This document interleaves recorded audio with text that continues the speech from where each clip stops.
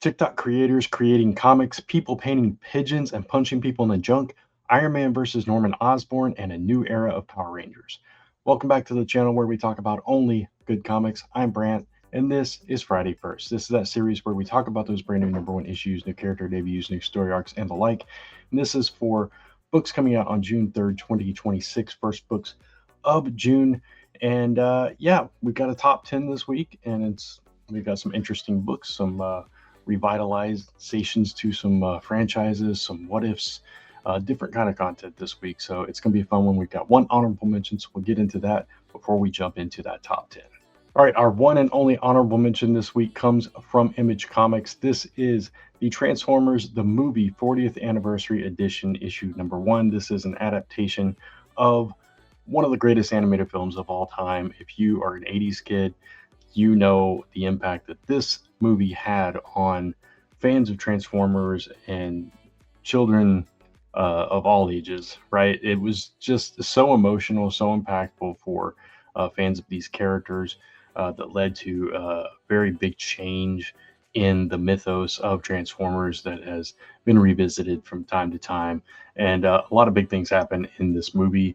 And now it's coming to print in this special 40th anniversary edition, $3.99. So yeah, it's a cool book to have in your collection. If you're a Transformers fan, you should definitely check this one out. But with that, let's jump into that top 10. And coming in at number 10 from Visual Vibration is Hybrid issue 1. Follow Cole, a man who lost everything on his journey to becoming the hero Hybrid in this action-filled 56-page comic book. This is on this list simply because this is from two TikTok/YouTube creators, Cosmic and Speed Sultan, that I follow. They do great content. They do Tower of Nerds, different things like that, to do a lot of comic book reviews and visits to comic shops and that kind of content, hauls and things like that. I really enjoy their energy and their enthusiasm and their positivity and everything about the hobby. And now they've created a comic book of their own, so I definitely wanted to shout them out on this show and give them a spot on the top 10. I don't know much about the comic itself, but I'm still excited to celebrate their foray into comic creation. So that's why Hybrid issue number 1 comes in at number 10. Coming in at number 9 from Marvel is What If Uncanny X-Men issue number 1. This particular one tells the story of what if Cyclops had stayed with Madelyne, Jean, Emma, Jean, so on and so forth. But this is what would have happened if you just stayed with him and raised Nathan Summers, who we know would become Cable in the future and would come back and change all kinds of stuff within the X-Men history and mythos. So that's an interesting story to tell, and that's why What If Uncanny X-Men issue number 1 comes in at number 9. Coming in at number 8 from DC Comics is Batgirl issue number 20. This is a brand new story. We've finally left the arc behind with her family and her connection to Lady Shiva and all of that stuff. And now we are entering a new murder mystery as she is back in Gotham. And the only thing she has to go on is the words "Forget Me Not" scrawled across this murder scene, and she's got to fill in the gaps. But there's bits of her memory that are missing, and she's got to fill in the blanks for that as well. So that's pretty interesting to kind of explore, and I'm looking forward to a new arc because that one had kind of worn thin, the previous very long arc, and so I'm excited to see Cassie back in her element, back in Gotham, and solving mysteries. So we'll see what this one is about, and that's why Batgirl issue number 20 comes in at number 8. Coming in at number 7 from DC Comics is the Deadman issue number 1. And this is from the creators that did the Superman, the Kryptonite Spectrum, and also, of course, Ice Cream Man. I wasn't the hugest fan of the Kryptonite Spectrum, but I know a lot of people enjoyed it. I do like Deadman, and I like exploring his beginnings, which I think this is going to do, so that's kind of interesting. And it's going to be, because it's Martin Morazzo doing the art, it's going to be more slice of life kind of style, obviously stylistically different, because if you've seen Ice Cream Man or Superman, the Kryptonite Spectrum, the kind of art style. He's done stuff like I can't remember what that other Image comic was that was about kind of I've totally lost the whole plot of the book and everything. But anyway, I've seen his work a lot through the years, and um, it kind of fits this kind of story pretty well. So I'm curious to see what they can do with this. I'm definitely going to try out the first issue, and that's why the Deadman issue number 1 comes in at number 7. Coming in at number 6 from Dark Horse Comics is Only the Savage Are Left, issue number 1. This is 32 pages, $4.99, written by Zach Kaplan with art by Stefano Raphael. And the comparisons to Love and Monsters are there, but where Love and Monsters had a bit of a comedic flair to it, this seems more serious, more kind of grounded in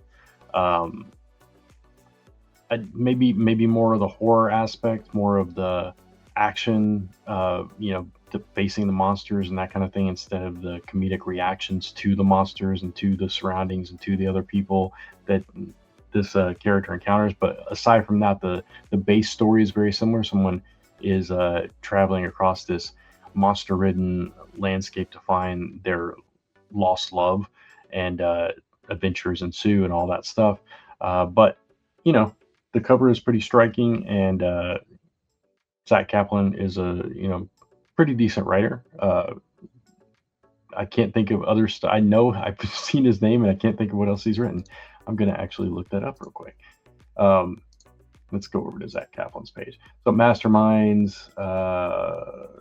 Let's look at some of the Kill All Immortals, which I really enjoyed the first volume of that, at least the first few issues of it.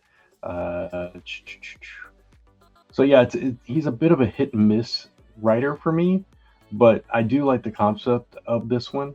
That is why it's a little bit lower on the list, though. But I am excited to try out the first issue, and that's why Only the Savage Are Left comes in at number 6. Coming in at number 5 from Marvel is Iron Man issue number 6.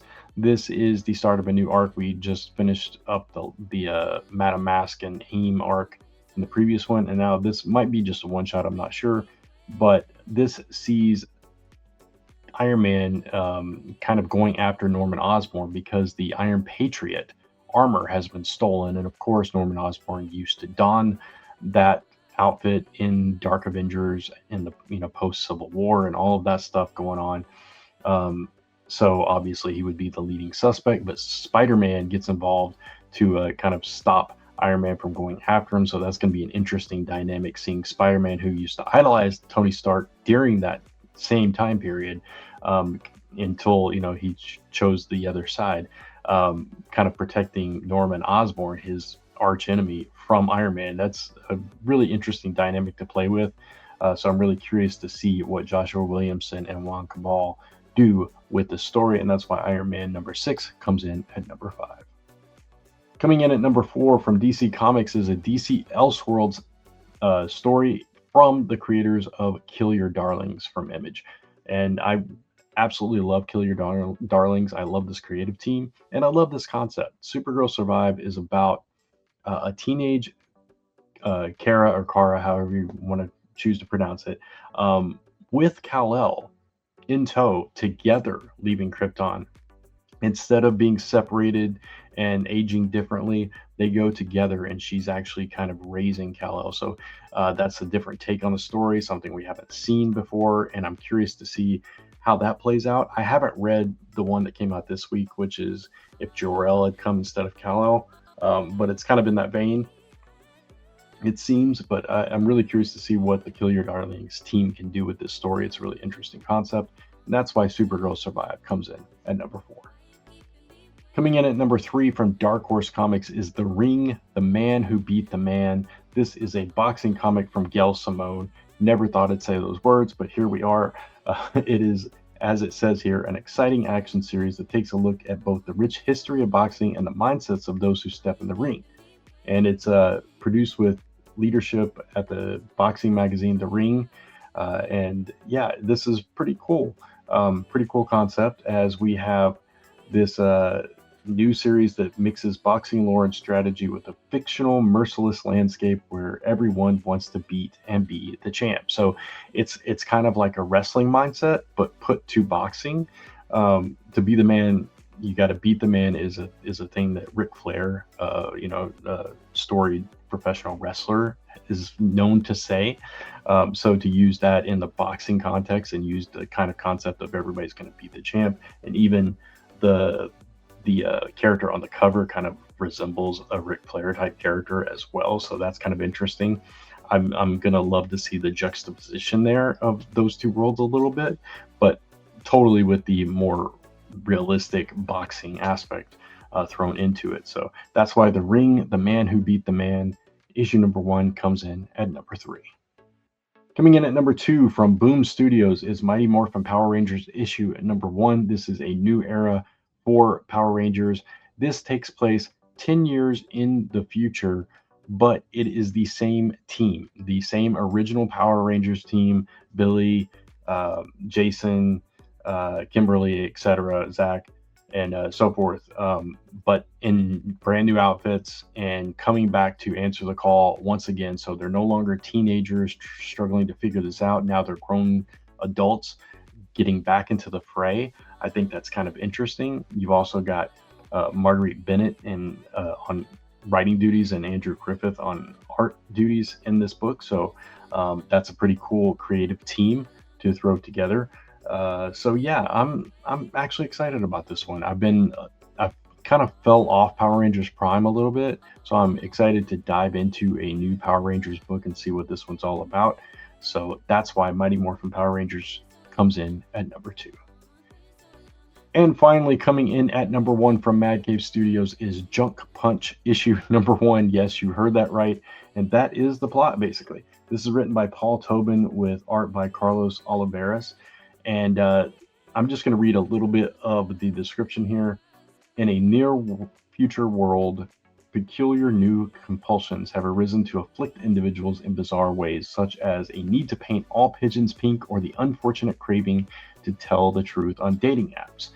And this story centers around one particular character named Clara Castanel, who suffers, quote unquote, from this addiction of punching people in their junk. Just as simple as that. It's, college humor kind of stuff. Yes, it's just as simple as it sounds, but it sounds like a fun time. And sometimes you just want comics to be fun. And this sounds like a hilariously fun time. And yeah, so there you go. I'm excited to try this one out to see what it's all about. And hopefully it's not just that, and we can get a little bit more into this character of the story, or why of these afflictions that are in this world. It's kind of interesting to play around with, and it was probably a lot of fun to write and draw. So I can't wait to see what this creative team has done with this book. And that's why Junk Punch, of all things, has come in at number 1.